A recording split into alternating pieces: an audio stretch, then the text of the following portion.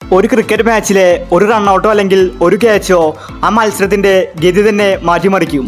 അതുപോലത്തെ ഒരു സംഭവമാണ് ഇന്ന് നടന്നത്. അഫ്ഗാനിസ്ഥാൻ ഇന്ത്യ T20യിൽ സഞ്ജുവിന്റെ ഒരു റണ്ണൌട്ടാണ് നമ്മൾ ഇന്ന് കണ്ടത്.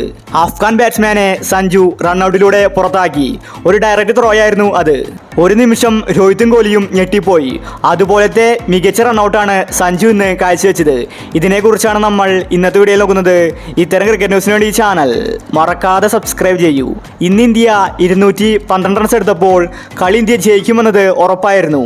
രോഹിത് ശർമ്മ സെഞ്ചുറി മടിച്ചു. എന്നാൽ അഫ്ഗാനിസ്ഥാൻ കളി വിട്ടുകൊടുക്കാൻ ഒരുക്കമല്ലായിരുന്നു. അവർ കളി തിരിച്ചടിച്ചു. കളി സൂപ്പർ ഓവറിലേക്ക് എത്തി. എന്നിട്ട് സൂപ്പർ ഓവറും ടൈ ആയി. 2 സൂപ്പർ ഓവറാണ് ഇന്ന് നടന്നത്. ഒടുവിൽ അവസാനം ഇന്ത്യ കളി ജയിച്ചു. വാശിയേറിയ പോരാട്ടമായിരുന്നു ഇന്ന് കണ്ടത്. പണ്ടത്തെ അഫ്ഗാൻ ടീം മോശപ്പെട്ടതായിരുന്നു.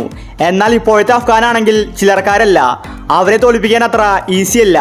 വളരെ കഷ്ടപ്പെട്ടിട്ടാണ് ഇന്ത്യ ഇന്ന് കളി ജയിച്ചത്. ഇന്നത്തെ മാച്ചിലാണ് ആ സംഭവം നടന്നത്.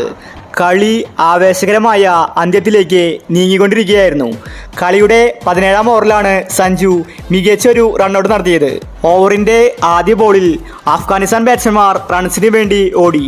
എന്നാൽ ഈ സമയം സഞ്ജു മികച്ചൊരു ഡയറക്റ്റ് ത്രോയിലൂടെ അത് റണ്ണൌട്ടാക്കി. ബാറ്റ്സ്മാൻ ക്രീസിലെത്തുമ്പോഴേക്കും സഞ്ജുവിൻ്റെ ബോള് സ്റ്റമ്പിൽ കൊണ്ടിരുന്നു. രോഹിത് ശർമ്മ പോലും ഒരു നിമിഷം ഞെട്ടിപ്പോയി.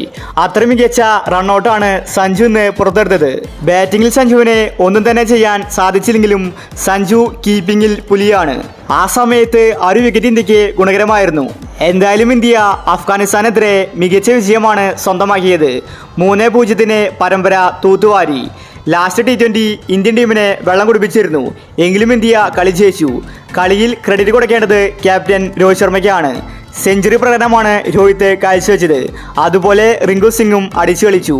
അപ്പോൾ ഇന്നത്തെ കളിയെ പറ്റി നിങ്ങളുടെ അഭിപ്രായങ്ങൾ താഴെ കമൻറ്റ് ചെയ്യൂ. ഇത്തരം ക്രിക്കറ്റ് ന്യൂസിന് വേണ്ടി ചാനൽ മറക്കാതെ സബ്സ്ക്രൈബ് ചെയ്യൂ.